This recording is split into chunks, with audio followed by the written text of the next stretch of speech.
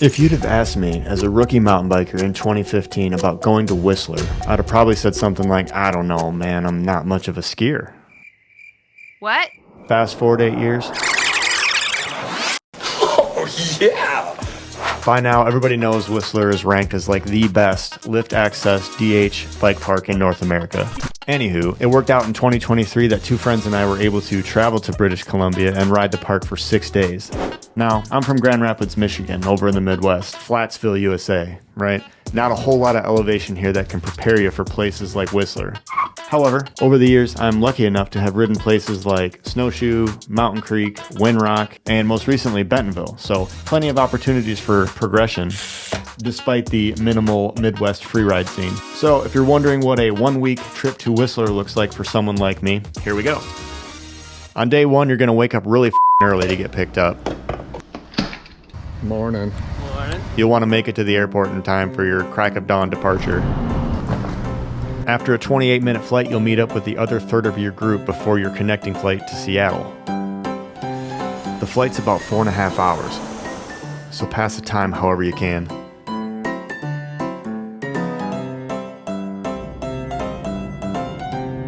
If you got the right seats, you can make sure your friends' bikes are handled properly, on and off the plane. Look at him looking at it like that.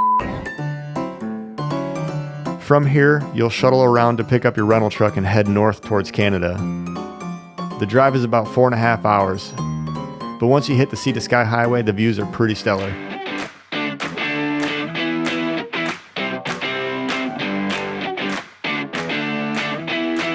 After you've stocked up on groceries and checked into your room for the week, you can watch your friends put their bikes together knowing your rental bike is waiting for you down in the village. Sorry. Let's see what we got here. Hope you don't leave our boys. Day one was exciting to say the least. Oh, it's nice out. We loaded the bikes and made our way into the village. I set up a rental with Evo Village Sports. Good bikes for a fair price and a convenient location. We happened to be there a week before Crankworks. The joyride course was humbling, and the course construction was cool to see. Jeez, look at that. Are you ready? That's the warm-up line. Once we picked up our lift tickets, we made our way onto the Whistler Village gondola. The Fitzsimmons Express was under construction while we were there, so everyone had to play their part while loading the gondola. From the top of Whistler Village gondola, Unamoss will bring you down to the other trails. Just don't let the views take your eyes off the trail.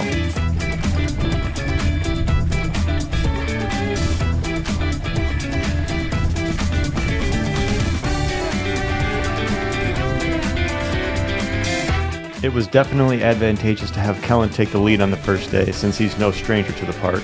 We rode a lot of blue trails like Unamoss, Blueberry Bathtub, South Park, Earth Circus, and Crank It Up early on. And the park is without a doubt a lot to take in. Not to mention the scenery. The scenery is spectacular. The mountains are awesome. And once you ride the Garbanzo Express, the fresh air really complements the view. Ultimately, we made it through the day healthy. Well, except Jesse. He separated his shoulder towards the end of the day with no one looking. I know, right? Day one. I should talk, actually. I almost broke my wrist 2 months leading up to this trip. I got one of those one wheels that you kind of ride like a skateboard. They're really fun. They're super useful, believe it or not. Anyway, I took my kids to the park. My plan was to follow my oldest on her balance bike on the one wheel. You can actually push her. It works pretty well, training around how to ride it. Ultimately, I ate asphalt hard. It wasn't a good day for any of us, to be honest. So, on day one with a compromised wrist, I really wasn't in a huge hurry to conquer many black diamonds, but we did ride trails like 7 Year War, No Joke, and Freight Train. Before dinner, I dipped my toes in A-Line. Practically being off the bike for months leading up to this trip did not do me any favors.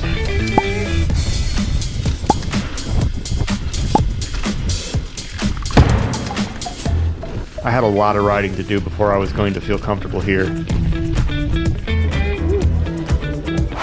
After we got cleaned up from the park, we went back to find a place for dinner.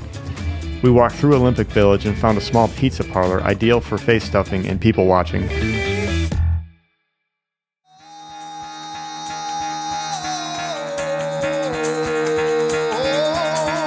On day two, the excitement level was still pretty high. Get the fuck out of bed, bitch, go! Plus, the weather was another clear and dry day. We did our thing on the village side for a while before going over to Creekside, where we checked off trails like Spinnar, Call Me Maybe, and BCC. Turns out the line for the lift on Creekside for us was never a long wait. My kind of lift now.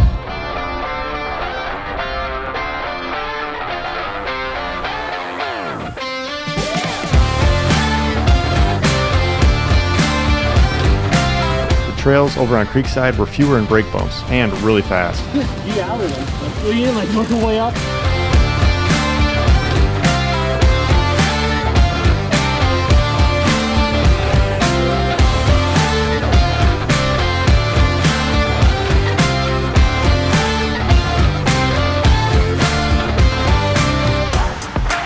After a ride up the Garbanzo Express and a few mechanical adjustments, we checked off a trail called Lemon Peel.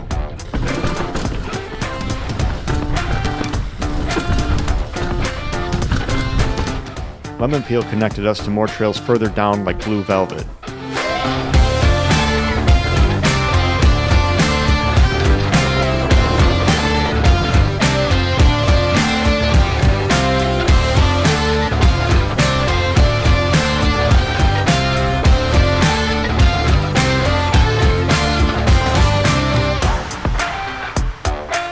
At the top of Whistler Village, you can take a break at the Roundhouse Lodge. Gorgeous!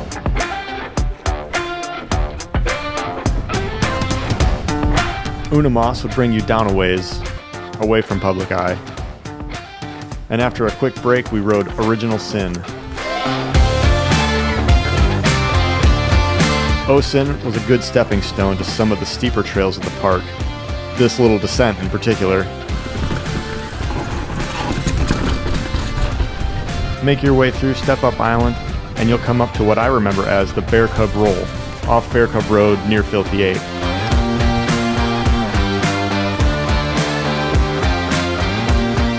This little feature was a steep mental battle for me that I wasn't ready for 2 days in. I don't know, man. I don't like the looks of that one. With my tail somewhat between my legs, I needed a confidence booster, which is where Fade to Black came in nicely. It was nice to check off a double black before the day was done.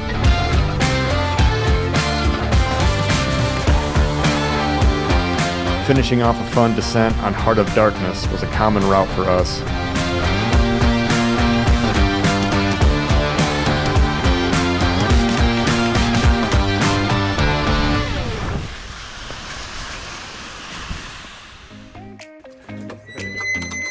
By day 3, we had a morning hot tub routine worked out before breakfast. Jesse and Kellen had driven into town to pick up a shoulder brace for Jesse before the park opened. After a warm-up run or two, we were back at Original Sin.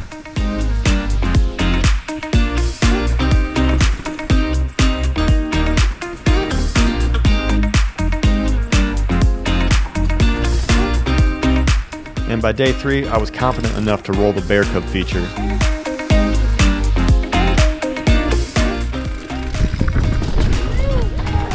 It's terrifying, but not bad once you actually do it. It's steep. Bear Cub was good prep for one of the more memorable trails of the day we rode next. Jesse, you would love him deep if you weren't injured.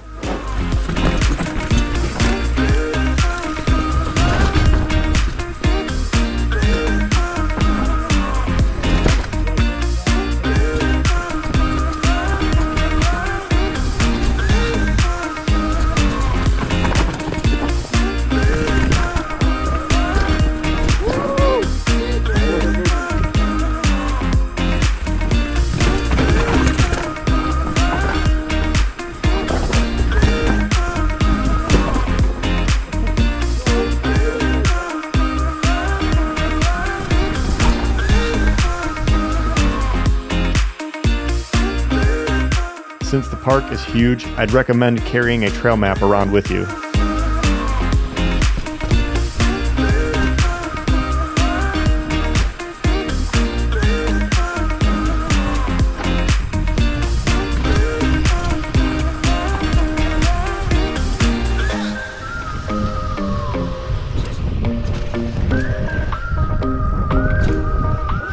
That was awesome. Yeah, I feel way better today. With synapses now firing, some of the more feature-driven trails seemed enticing. We checked off the container feature back on the village side before I gave A-Line a real attempt.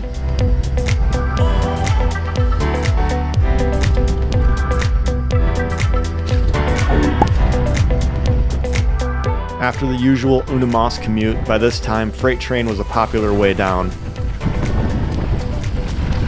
The jumps are always fun, and there's a nice variation in terrain. With the benefit of hindsight, I can say that sidetrack was underappreciated on the village side. Lots of fun features on this trail.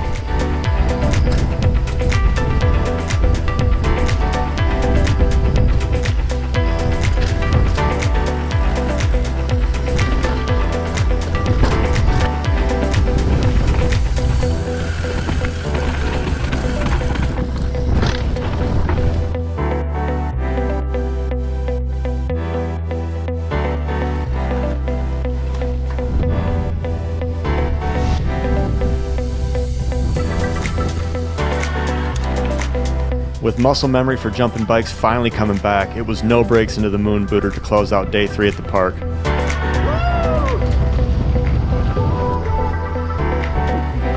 Yeah, dude. Once cleaned up, we went back into the village for some tacos at La Cantina Urban Taco Bar. And after dinner, it was time to party!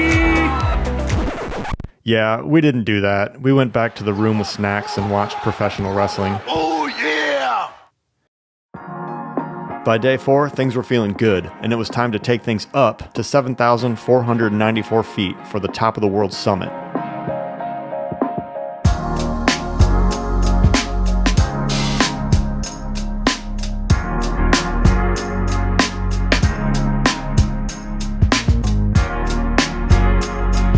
Top of the world summit is an excellent lookout for mountain scenery.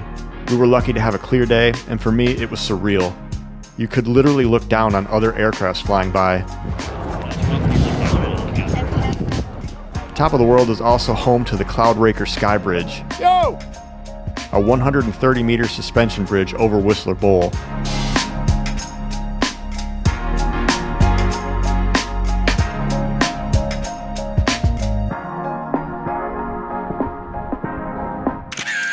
The bridge leads you to Raven's Eye Lookout, a perspective from over the mountain's edge looking down at everything below.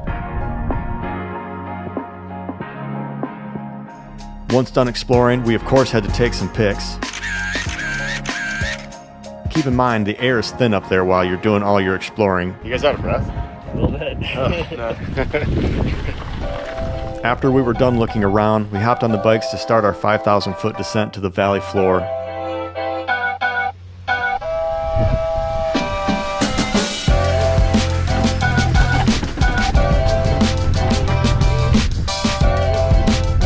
The view for me was indescribable and awesome, but the trail isn't something you want to navigate with just your peripherals.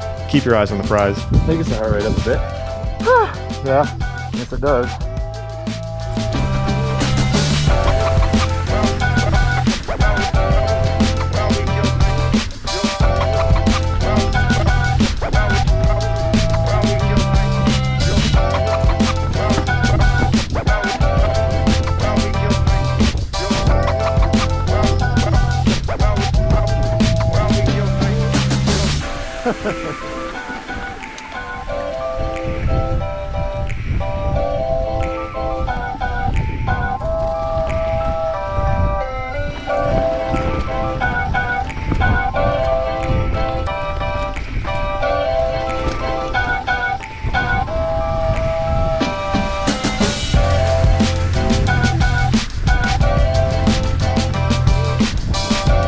Terrain was becoming more dirt and less rock, and the further we rode down, our surroundings became less barren and greener.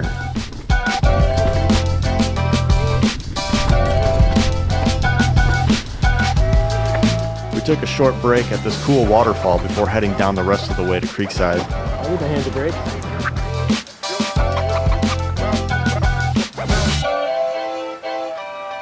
To make things more interesting than the first 1,089-foot descent from Top of the World, we hopped onto the Double Black Trail Misfire at the hub.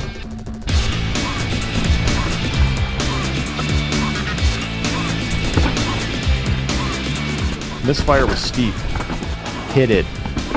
twisty and exhausting, and yet satisfactory.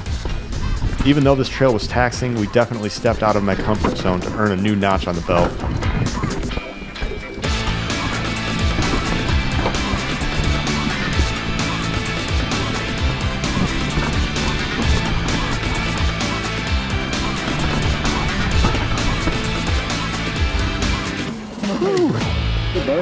There's a burner. That one hole got deep. Yeah, it did. There's a wheel catch there.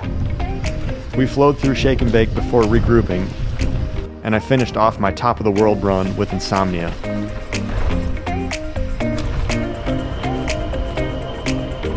At some point I had changed my camera mount from chest to a chin clip that Kellen had, and like many runs up to this point, we took off down Freight Train from the top of Creekside towards No Joke.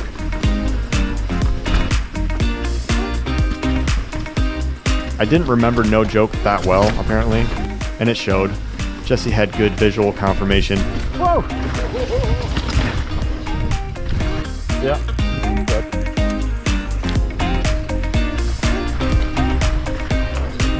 We continued down Freight Train towards the Duff Trails.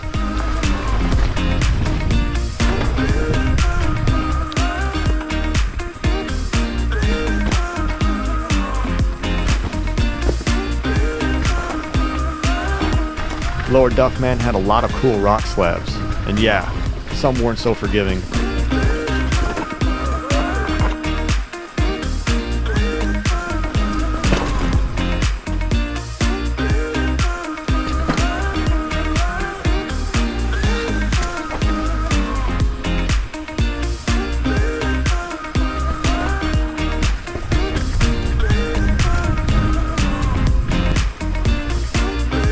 For a green trail, Del Boca Vista made for fun, fast laps if you were close to it. And for this lap, I guess it was a better time than any to spring a leak. I limped down the trail and had the shop I rented from repair the flat while we went to lunch. We were tipped off to a lunch spot right across from Evil Village Sports called Crystal Lounge, next to the old spaghetti factory.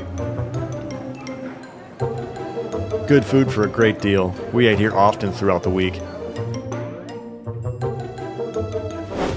After lunch, the shop had my tire patched and we let our food settle on the gondola.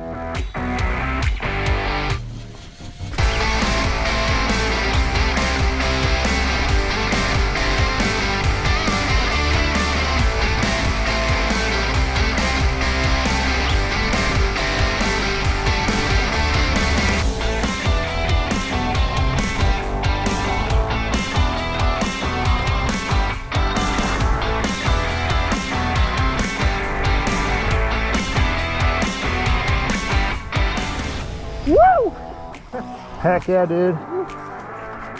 Water stations can be found at the base of either of the main lifts, which is great.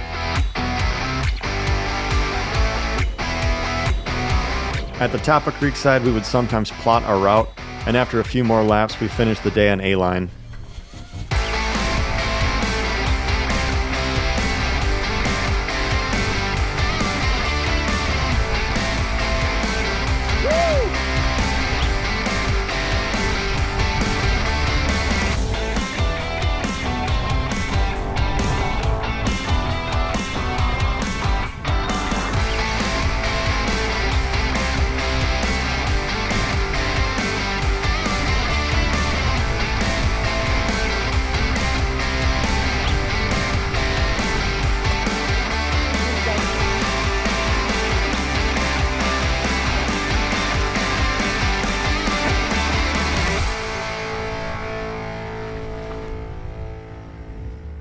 Up until day 5, we had been really lucky with nice weather, but today it was starting to rain after a few laps.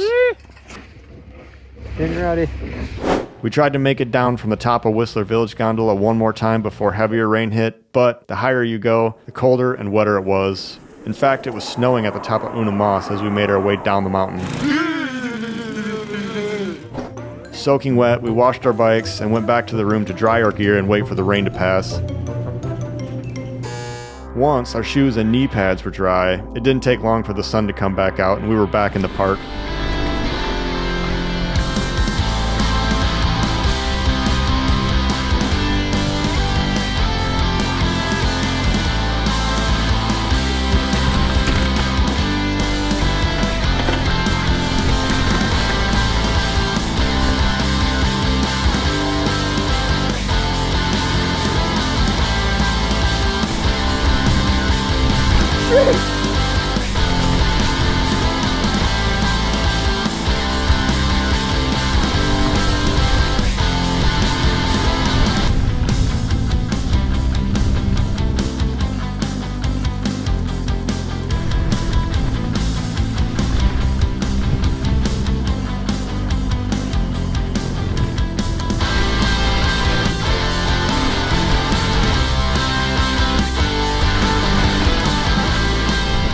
action-packed as day 4 was, day 5 really didn't compare, unfortunately.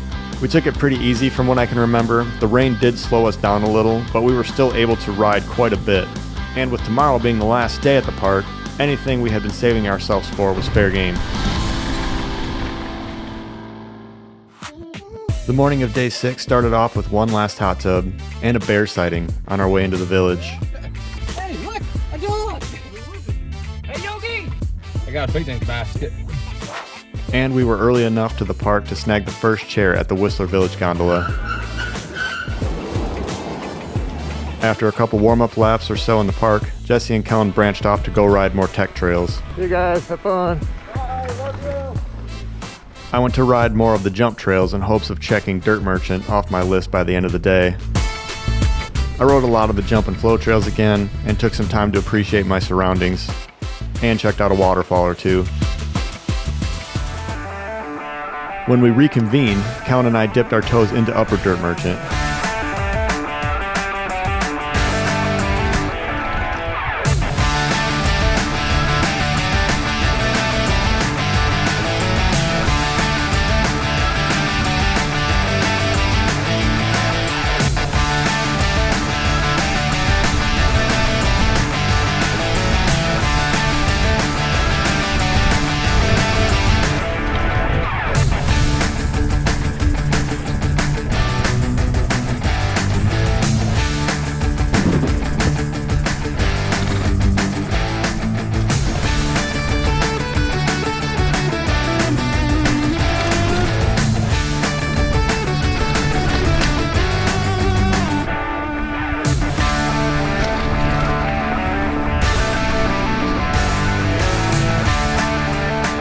Afterwards, we scoped out the trail, Dwayne Johnson.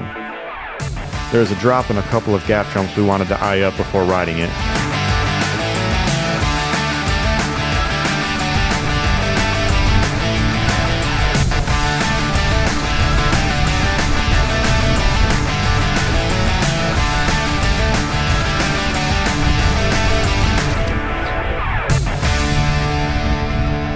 Yes, sir. Hey, no problem, is it? Back at Dirt Merchant, it was a better time than any to give the lower half a shot.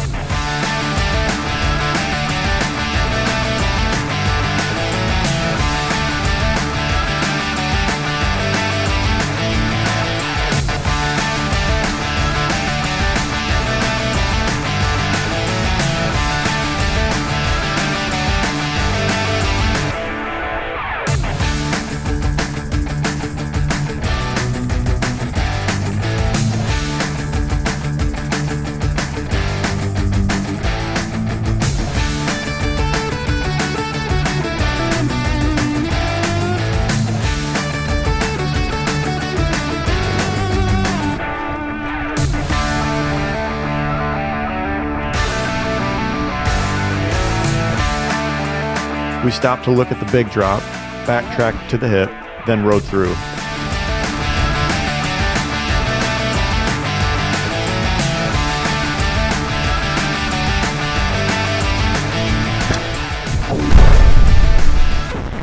Yes, this was indeed the biggest case of my life, but let's rewind. With the glare of the sun coming over the edge of my visor, I couldn't see coming up through the lip or even approaching the jump. I'm not saying I would have cleared it, but this was definitely the scariest situation I found myself in all weekend. Absolutely blind going into that jump. After the drop, I couldn't see a damn thing. I cased it a little bit. I front end cased it. I wasn't even close, dude. Holy shit.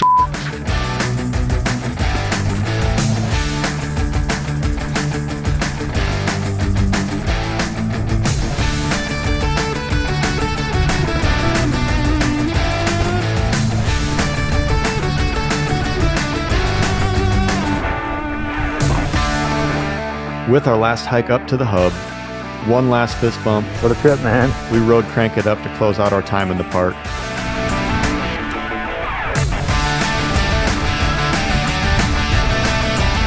Whistler is truly an awesome place. To check this park off my list after 8 or 9 years of riding mountain bikes was a really cool experience. Did I just nose bonk that? Huh. I guess that's a little redeeming after that step up on Dirt Merchant. Or so I thought. Might be losing air again. I actually flatted again Oh yeah. on my last run in the park. Dang it. Go figure. Oh well. I stopped to appreciate the joyride course once more and took some time to reflect on the week as I walked back down to the village.